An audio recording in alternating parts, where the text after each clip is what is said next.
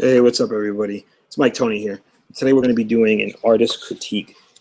So on my left here, I have an artist that follows me on Instagram, Yagmora, young up-and-coming artist, has a lot of great ideas and stuff like that. So she asked me to just kind of look at her work and give it a little bit of a crit. So instead of just writing something on her Instagram photo, I decided I'd do something like this. I think it'd be a little bit more helpful.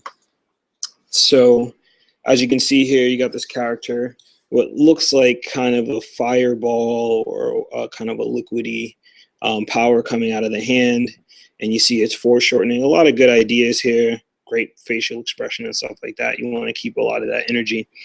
A couple of things that aren't really working for this is, the anatomy is a little bit off. The neck is kind of missing, even if the character is looking a little bit forward. And then you're seeing a little too much of the forearm. And if this was actual foreshortening, then you wouldn't see so much of the forearm. You would actually see a little bit less of it because the arm is going back into space here. So I'm just going to work on that, work on a little bit of foreshortening, a little bit of the anatomy, and let's see if we can get Yagmora's picture to look a little bit more the way she wanted it to. So start off with a basic sketch here. And I think I'm going to assume this is a male character. So excuse me, Yagmora, if I'm actually wrong about this. That's the head. And I'm actually going to do I'm actually going to do the full puppet torso. Because what you want to do even when you're foreshortening or you're not drawing everything, you still want to draw through the character. You still want to draw as much of it as you can. And what that does is that's going to make your gesture look a little bit more realistic, even if you're not going to see certain parts. I'm going to do the top part of the arm. This is the elbow. It's going to stop right around here, halfway down the torso, or kind of right where the ribs would end. And then a nice little method I like to do when I am trying to foreshorten is I like to do this little C method, or some people do this coil method. I'm just going to keep it very simple here and keep it with C's just for the top part of the arm. And this arm is just going to be flat dead on, so I'm not going to actually use that coil method. I'm just going to drop it here by the character's side. Now we need to do the forearm. So the forearm, it's something like this, but as it moves back into space, it's actually going to get a little bit smaller. So this is it, sort of facing us, the cylinder sort of facing us. And then now this is like if the cylinder was kind of dead on facing us.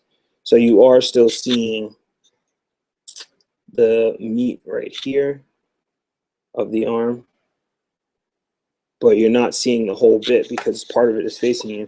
A good way to see this is look at yourself in the mirror and try to practice a couple foreshortening gestures, and that I find very helpful starting out and kind of learning how things are supposed to look. Is I use myself as a model. It's very easy, and it feels a little bit embarrassing the first time, but then you get used to it. So now we're going to make the forearm kind of coming toward us a little bit and coming up. So this is how much of the forearm I want to show. And we're going to make the hand a little bit bigger than normal because it actually is closer to us, right?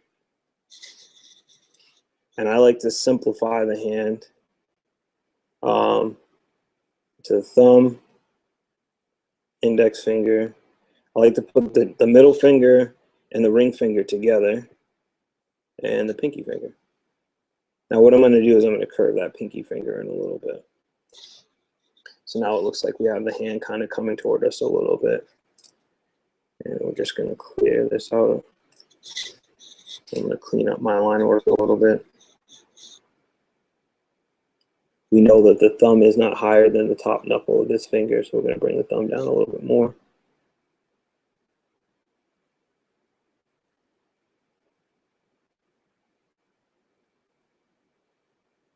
And because the hand is sort of facing us, it is a three-dimensional object, so we want to make sure it has that three-dimensional feel. So I tend to kind of block it out and add this area right here, even though I know I'm going to draw the fingers over it. It helps to make your figure a lot more realistic. You tend to draw a lot of things that you wouldn't normally use in your final drawing, just because it makes the character feel like it's really in that space.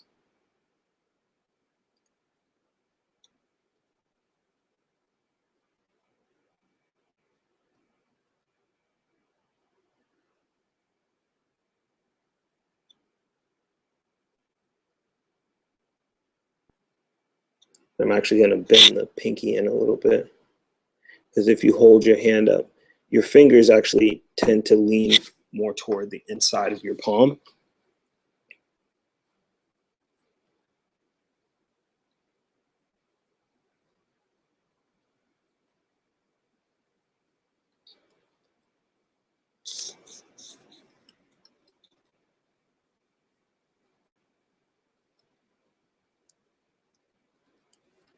And you see how the top part of the arm is gone now, right? All that drawing in the C's and lining it up and setting the elbow right where the ribs are, you don't even really notice that. But if you look at the hand, it looks like it's more in the space now.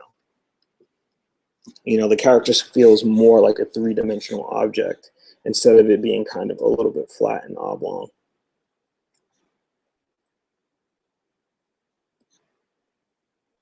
It looks like the character is wearing some sort of a kimono. So I'm going to bring this over.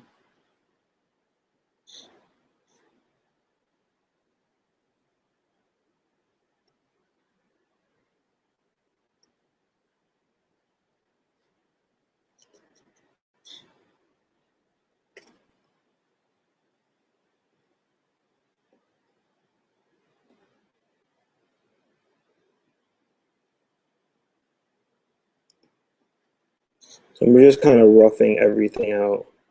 I'm trying to keep a lot of energy. As you can see, I'm moving pretty quickly, or quicker than normal. I'm not spending too much time really trying to make the character too stiff, because I want there to be a little bit of life in it. I want there to feel like there's some energy here.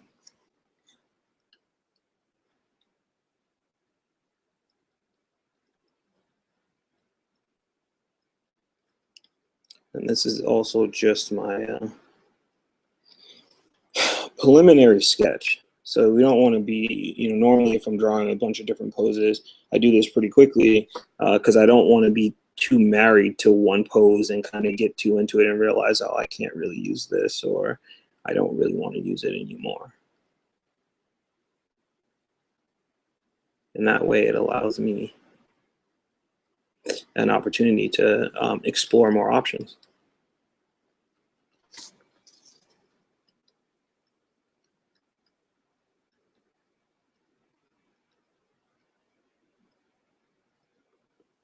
I want to thank Yagmore for letting me use this photo and actually following me and stuff like that and giving me a lot of support. Really appreciate it.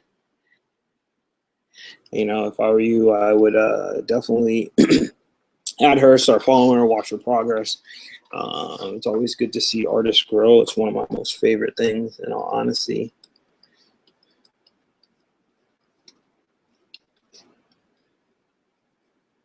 As you can see, I drew the hand through the clothing because it's giving me a better idea of where the sleeve is supposed to fit.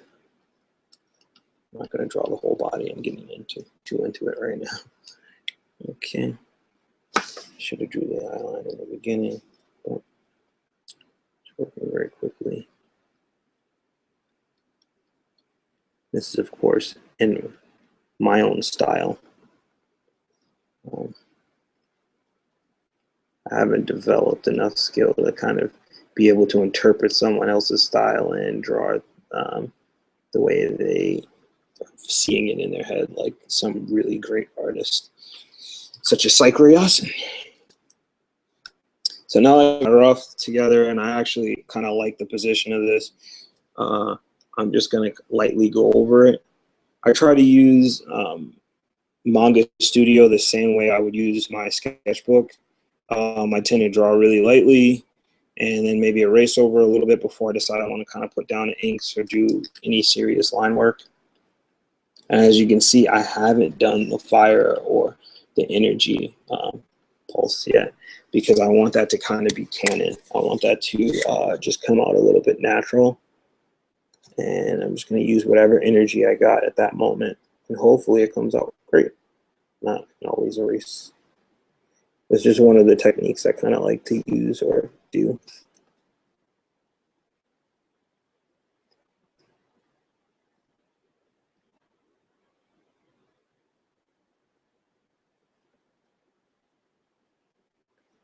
I'm drawing the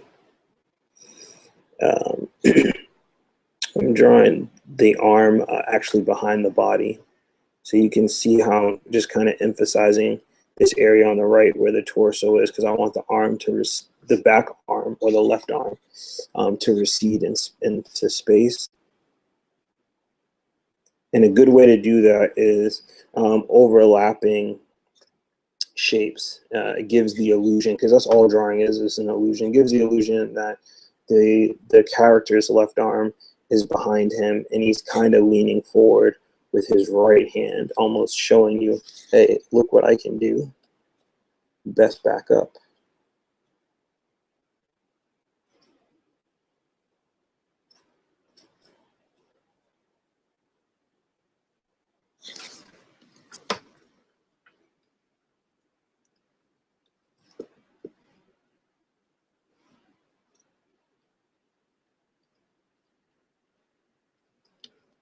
I'm actually going to leave that one out.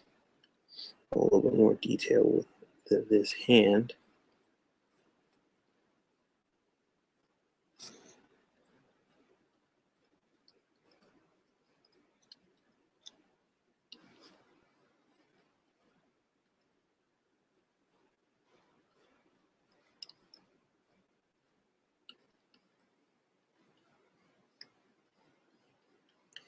If you're wondering how I drew this hand, I actually have a how to draw hands tutorial on my channel.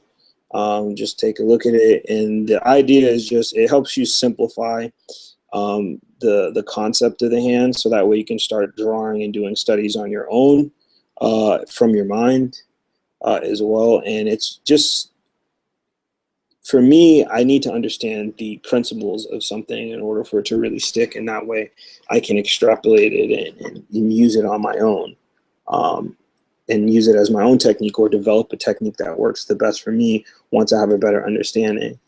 So you can check that out. Also look up the anatomy of a hand, watch Saikriyasan's tutorial on how to draw hands. Obviously, you know, he's an amazing artist.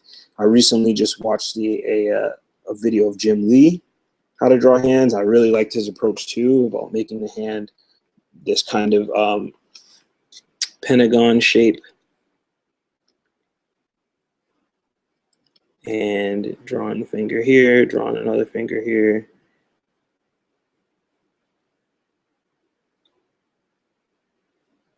And a knuckle right here.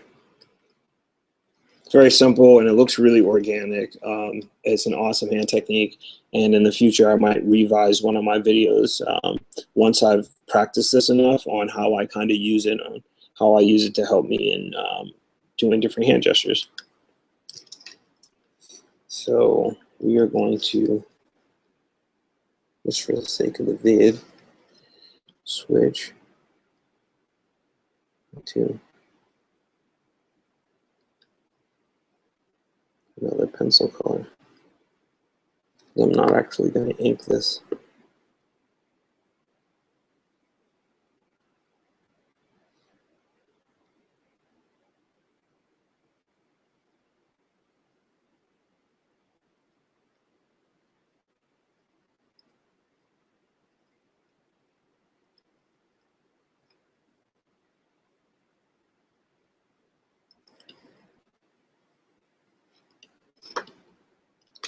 And I'm going to finish off with the face.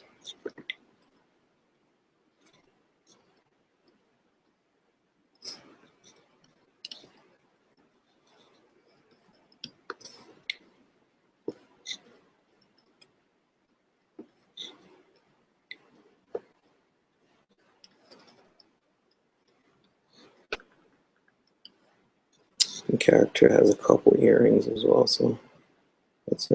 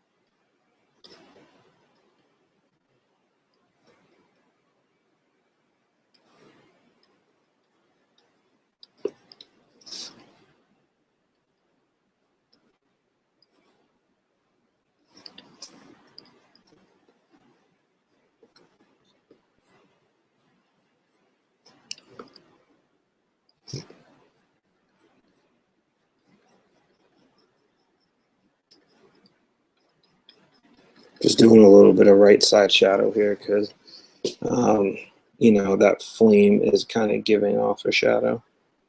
It was giving off a bright light, and it's lighting up one part of Yagmoto's character's face.